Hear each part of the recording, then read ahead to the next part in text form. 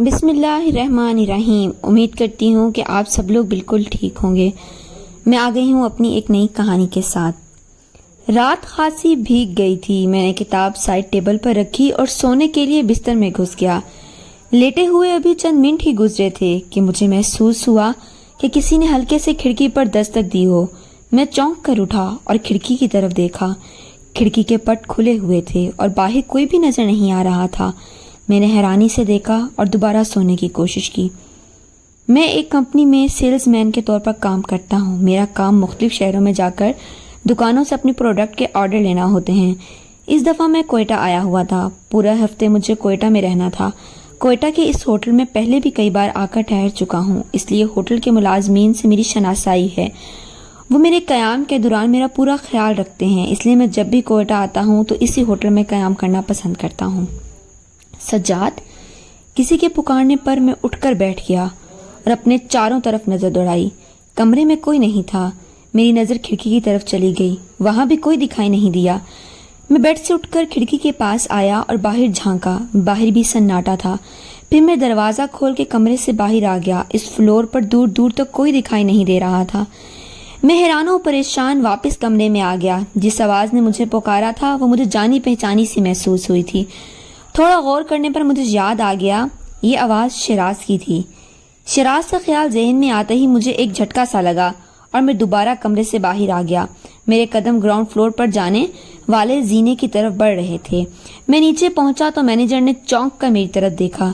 سر، کسی چیز کی ضرورت تھی تو انٹرکام کر دیتے، میں بھجوا دیتا۔ بھائی، مجھے کسی چیز کی ضرورت نہیں ہے، بس ایسے ہی چہل قدمی کی غرض سے نیچے آ گیا ہوں۔ کچھ دیر کے لیے باہر جانا چاہتا ہوں، میں نے مینیجر سے کہا۔ سر، اس وقت رات کے 2 بج رہے ہیں۔ ہاں مجھے پتا ہے، بس مجھے 5-10 منٹ کے لیے باہر جانا ہے۔ یہ کہہ کر میں ہوٹل کے مرکزی دروازے سے باہر نکل آیا۔ ہوٹل سے کچھ فاصلے پر ایک درخت کے نیچے کوئی نوجوان کھڑا دکھائی دیا۔ غور سے دیکھنے پر مجھے محسوس ہوا وہ نوجوان کوئی اور نہیں، شیراز ہی تھا۔ میں تیزی سے اس کے درخت کی جانب بڑھ گیا، لیکن جب درخت کے قریب پہنچا تو وہاں کوئی نہیں تھا۔ میں نے ادھر ادھر نظریں دوڑائیں، لیکن وہاں میرے سوا کوئی ہوتا تو دکھائی دیتا۔ مجھے شدید حیرت ہوئی اور میں واپس کمرے میں آ کر بستر میں گھس گیا۔ شیراز میرا کزن بھی تھا اور دوست بھی۔ ہم دونوں کی خوب گاڑی جمتی تھی۔ ہماری دوستی مثالی تھی۔ ہم ہر موضوع پر بات کرتے تھے۔ اسے سیر و تفریح کا بہت شوق تھا۔ وہ میرے ساتھ کئی شہر گھوم چکا تھا۔ آخری بار 1 سال قبل میرے ساتھ کوئٹہ آیا تھا اور ہم نے اسی ہوٹل میں قیام کیا تھا۔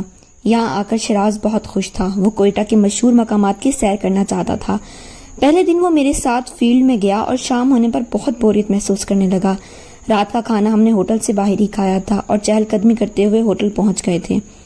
ہاں بھائی، کیسا گزرا آج کا دن؟ میں نے مسکراتے ہوئے پوچھا۔ ایک دم بور، شیراز نے برا سا منہ بنایا۔ ہاں، میں نے محسوس کر لیا تھا جس طرح کا ہمارا کام ہے اس میں ہمارے ساتھ جو بھی ہو وہ بور ہو جاتا ہے، میں نے ہنستے ہوئے کہا۔ تمہارے کام میں منافقت بھی بہت زیادہ ہے۔ دکانداروں کے پاس جانے سے پہلے تم ان کی بہت برائی کر رہے تھے، مگر ان کے سامنے جھوٹی تعریف اور خوش آمد پر اتر آئے۔ یہ بھی بھلا کوئی کام ہے؟ میرے جیسا بندہ ہو تو ان کے منہ پر خوب کھری کھری سنا دے۔ شیراز نے برا سا منہ بنایا۔ یار، اگر ہم اس طرح کرنے لگیں تو کوئی بھی ہمیں مال کا آرڈر نہ دے اور اب کمپنی والے کارکردگی نہ دکھانے پر الگ نوکری سے نکال دیں۔ میرے نزدیک یہ منافقت ہے۔ میں تو ایسا کام کبھی نہیں کروں گا جس میں لوگوں کی جھوٹی تعریفیں کرنا پڑے۔ ارے بھائی، تم سے کون کہہ رہا ہے جھوٹی تعریفیں کرو؟ تم یہاں سیر و تفریح کے لیے آئے ہو، اس لیے خوب گھومو پھرو۔ تم یہاں پہلے بھی آ چکے ہو، یہاں خوب گھوم پھر چکے ہو، اس لیے میں ایسا کرتا ہوں، صبح ہونے پر سیر و تفریح کے لیے نکل جاؤں گا، تم جا کر دکانداروں سے مغز ماری کرنا۔ شیراز نے کہا۔ ٹھیک ہے، میں نے اس کے خیال کی تاکید کی۔ اگلی صبح ہم دونوں نے ناشتہ کیا اور میں فیلڈ میں نکل گیا اور وہ گھومنے۔ دن بھر میں اپنے کام کے سلسلے میں ایک دکان سے دوسری دکان آرڈر بک کرنے میں مصروف رہا۔ شام ہونے پر ہوٹل چلا آیا، دیکھا کہ شیراز بیڈ پر لیٹا کسی سے موبائل پر بات کر رہا ہے۔ میں نہا کر جب باتھ روم سے نکلا اس وقت بھی وہ موبائل پر بات کر رہا تھا۔ میں نے انٹرکام پر چائے کا آرڈر دے دیا۔ میرا چائے لے آیا۔ میں نے چائے 1 کپ اپنے لیے اور دوسرا شیراز کے لیے بنایا۔ شیراز موبائل پر اسی طرح بات کر رہا تھا جیسے اسے میرے آنے کی خبر ہی نہ ہو۔ جب مجھ سے رہا نہ گیا تو میں نے ٹیبل کو بجاتے ہوئے اسے مخاطب کیا۔ شیراز، خیریت ہے نا؟ چائے ٹھنڈی ہو جائے گی۔ ارے تم کب آئے؟ مجھے پتہ ہی نہیں چلا۔ شیراز نے حیرانی سے میری طرف دیکھا۔